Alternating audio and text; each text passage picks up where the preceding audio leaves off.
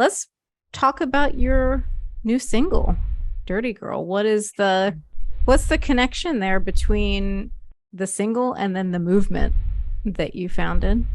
Yeah, so I think Dirty Girl has really been like having a baby, like it's a 9 month process and each there's like stages.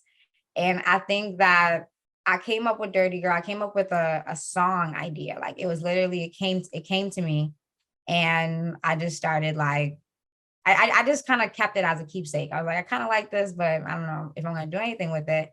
But then as I was working on it, I realized that I wasn't just writing about like a fictional far away thing. Like I think I realized that what I was writing about had potential to be what I think what I've been like sitting on and mulling over. Like I call Dirty Girl my 10-year thesis because in a lot of ways, like it's so connected to my my emergence as a youth activist and my time and doing movement work. And so I realized that Dirty Girl, it had so much more potential to be more than a song. It was not only a song, it was an identity marker. It was not only an identity marker, it was a way to connect with people. It was not only a way to connect with people, but it could also be the potential to actually like change some shit and change the world. But so the song is kind of like our anthem. It's the song that you like get ready to like fuck some shit up to, like that's the song.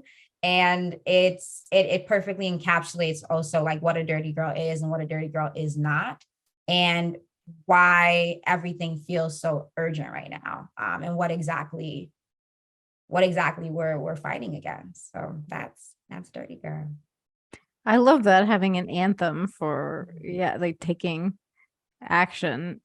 So when you're thinking about that, like what are you kind of referring to? Everything's such a mess right now. So Yeah, it can you, for people that are listening or might not be familiar, what are you kind of unpacking? What are you looking at right now in terms of giving people that anthem? So something I say all the time, and it always sounds so radical, but it's what I really believe. Like I wholeheartedly believe that right now there is a war being waged upon girls, women, and femmes across the world. And you can see that in the laws that we've been seeing being rolled back. We're I think we're seeing that not only in seeing laws being rolled back, but also seeing the laws that are being introduced at this stage, and where we're at in human society. Like we have all these articles that tell us about all this new tech that's being created. And it feels so doomsday that, like, for example, we now have scientists that are working on how can I actually, for example, um, incubate a baby in a woman's womb or in a person's womb that is no longer alive, like that's on life support. There's I saw that science like article. exploring that, but yeah, we can't have rights to our bodies. That's crazy. Like to me, Yeah. it just doesn't make sense, and it feels very dystopian. And I feel as though it's like I think we're at a point with feminism where everything feels very sectioned off. It's like the black girls are doing this and the Asian girls are doing that, and the white women, we don't even want to do anything have anything to do with them. Like I don't know what they're up to, and I don't care. Like that's the vibe. And what I'm getting at with Dirty Girl is actually, yes, we are all individuals. We all are different, but we're all being impacted by this war in the same way. Like when you really boil it down, like the results are all going to be the same. So for me, this is really a response to, okay, I've experienced movement spaces, I've experienced the modern feminist movement, and I'm completely disenchanted by it. So how do I create something new, something fresh, something alluring that's going to engage this new generation and really like rile us up around like things are getting really bad and we need to do something about it and fast. So I hope that answers the question. Yeah, that's it. Then it led me down more for more questions. Thing. But yeah, I think like to your point, a lot of these movements that you mentioned that you're getting, disenchanted by it, because I think a lot of them get co-opted by corporate Mhm. entities, and that has its own issue there. But I think you're spot on with the women and femmes and everybody. The outcome is going to be the same. We're all going to have the same oppression ultimately if you don't push back with these Yeah. things. And so intersectionality is really important, but you also have to have solidarity across that in order to accomplish things, because we need numbers in Yeah. any cause.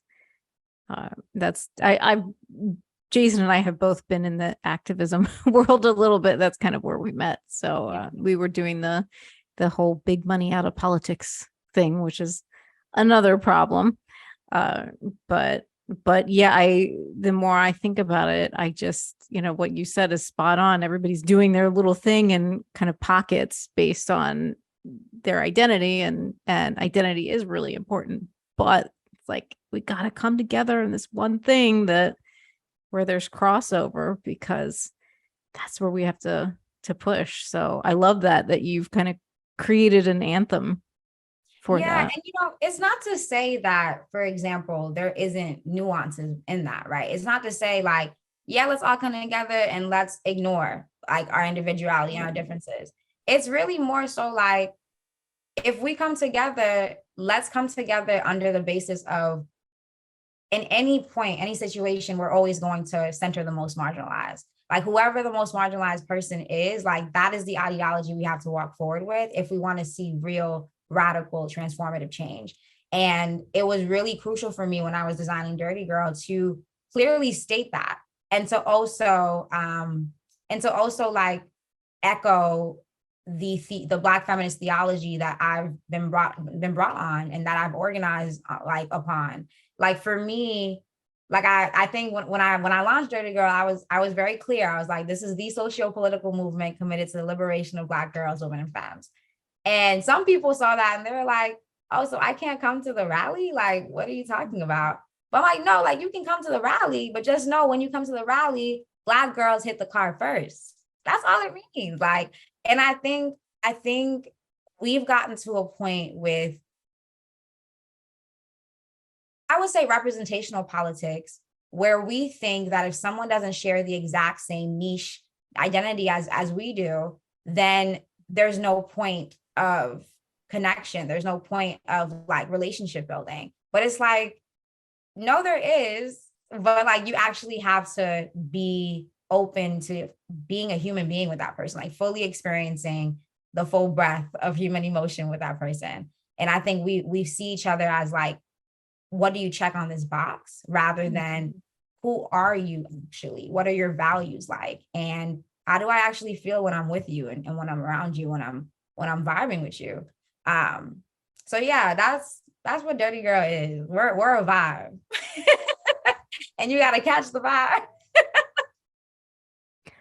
I love that. And yeah, I think that's challenging for a lot of people, because like you said, a lot of people are just used to checking boxes, and we've lost a lot of that real ability to connect as people. Because yeah, like you said, even if you check a different box identity wise, that doesn't mean that you maybe have some kind of experience that the two of you can empathize or can can connect on otherwise, even if You you also don't. might have a good heart. Like, Yeah. like I feel like that's really what matters. Like, because no, when I was first coming up in movement spaces, I was like, I don't know if I can vibe with white people. And I like that was really the ideology I had, and that a lot of other organizers I had, or I was organizing with, had. Like, it was just very much like, no, like, but that was so limiting, because it was like I've really been reflecting on this.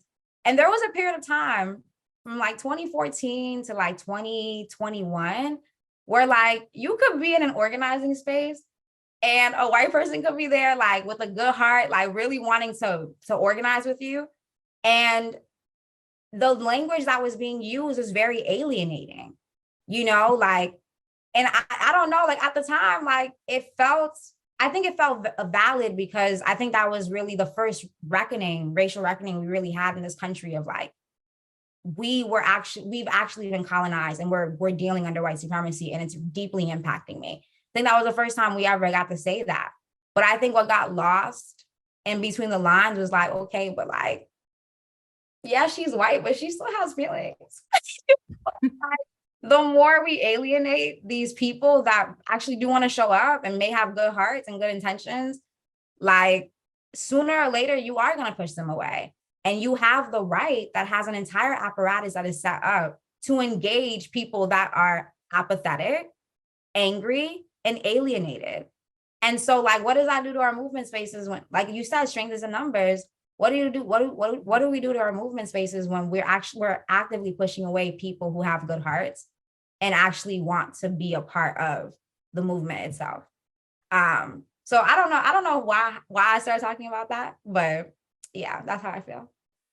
It's such an interesting point though, because yeah, you're right. There are there are white people that just might have good intentions, but you're still not being respectful and not, and maybe not intentionally, but you can see where somebody doesn't want to put in the work or the emotional labor to have to teach somebody that even though good, well-intentioned, they're tripping over themselves to and still saying the wrong thing and still, not really listening, hearing and being present. So I can see where it's really challenging. So, but it sounds like you worked through, like you somehow have gotten to a different space with it. Can you kind of unpack that? Yeah, it is challenging. And I don't say that to be like, oh, like everybody was wrong, like whatever. It absolutely is challenging to, for the first time in your life, be coming to like realizing just how deeply white supremacy has impacted you, and for me to expect you to be nice. It's absolutely challenging. But I think everybody has their own role to play, right? Like I often hear a lot of like white people, or like when I was in college, I had some white friends that would be like, yeah, like my relative, like he fucks with Trump, so I don't even talk to him. Like he's excommunicated from the family. But I'm like, girl, you're the best person to talk to him. Like, I'm not gonna talk to him. Like, you don't even want to talk to him. So like, girl, like, who's the work? And I think that's what I'm getting at, is just like everybody has their own role to play. So this white person over here, or even like, let's say this black cis het man might be over here, and he may have a good heart, but he may not say the right things. Like he may actually trigger me, but I'm not the person to talk to him. Maybe like my best friend who's a cis gay man, that maybe that's his job to do that work. But I feel like everything just kind of got packaged, and it became like everybody got the same package no matter what.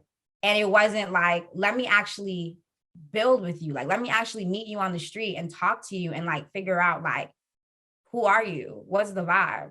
Like I was out this weekend. I went to this after hours party, and a lot of the people there were people that had experienced our first Dirty Girl rally in Houston. And I see this guy, he was there, and he starts freaking out. He's like, Melly, oh my God, like, hey, like, how are you? And he's like, I feel like I'm meeting Beyonce right now. I'm like, whoa, like, chill. But he was so excited because he was like, yo, like, you taught me about pronouns. Like, you showed me all of this. Like, you showed me like people who are like different sexualities, people who are alternative and just vibing and experiencing life just like I am. And he was like, thank you. Like, that really changed my life, because like from then on, he was introduced to this community that kind of welcomed him, and he found community. But like, if I didn't take the time to build with him and to introduce him into this world, right, he probably would have just continued like being ignorant and also not knowing that he could actually build with these people too. And I think that's what I'm getting at, is just like, if he didn't know about pronouns, it may not have been a non-binary person's job to talk to him and to do that work. but I can, because I don't have the same triggers as you. And I can probably withstand someone getting things wrong the first time, or the first couple times. But that's what I'm getting at. It's just like, like, these are people, all individual people, and they all have different capacities to feel and to experience and to learn and to vibe and to also contribute. So like, why not? Like, why not engage with this average person? Why not see their potential to be a part of something? I think that's what I'm getting at. Yeah. Which is another excellent point, because I think you're seeing more and more as people get segmented. And I think that all of these algorithms and the internet are responsible for that, but they're not talking to people that they disagree with. And yeah, to your point, that white relative that is, oh, I believe in Trump and this and that and the other. It's like, well, if you don't try to engage with them and try to like explain some other things, then you're right, who will? Yeah. Right. Actually, they will. Absolutely. Yeah. Yeah. So then everybody goes further and further into whatever rabbit hole you're in that might not be a good one and might not end well. So